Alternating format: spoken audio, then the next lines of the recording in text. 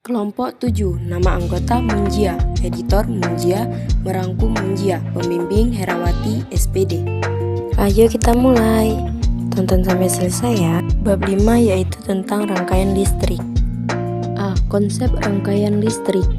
Rangkaian listrik adalah serangkaian komponen-komponen elektronika yang dirangkai untuk mengalirkan listrik dari sumber daya perangkat yang diinginkan. Konsep rangkaian listrik dibagi menjadi 6, yaitu mari kita simak.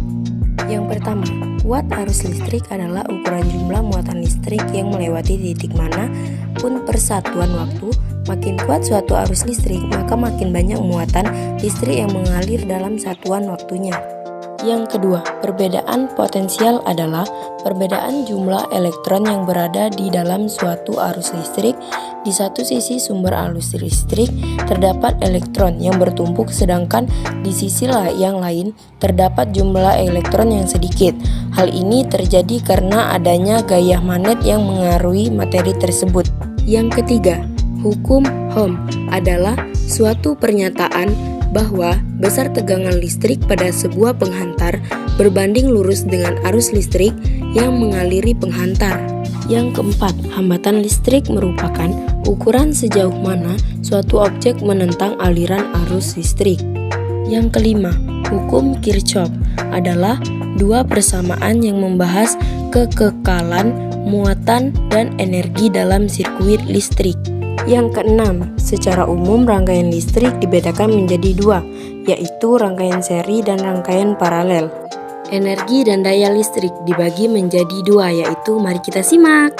Yang pertama, energi listrik merupakan suatu bentuk energi yang berasal dari sumber tegangan. Yang kedua, daya listrik adalah kemampuan suatu peralatan listrik untuk melakukan usaha akibat adanya perubahan kerja dan perubahan muatan listrik setiap satuan waktu. C. Sumber energi listrik dibagi menjadi 5, yaitu yang pertama, matahari merupakan sumber energi terbesar bagi bumi yang berupa energi panas dan energi cahaya.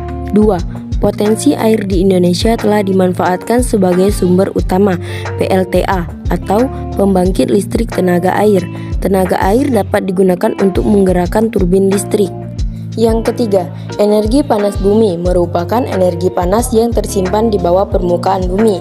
Misalnya, energi panas dari jalur Gunung Merapi. Yang keempat, biomasa adalah sumber energi yang dihasilkan oleh bahan organik melalui proses fotosintetik, baik merupakan produk maupun buangan.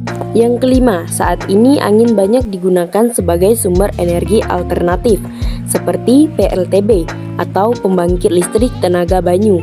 Turbin angin merubah energi angin menjadi listrik dengan menggunakan rotasi pisau, turbin, dan generator listrik. Terima kasih telah menonton ini sampai selesai. Sekian dan terima kasih.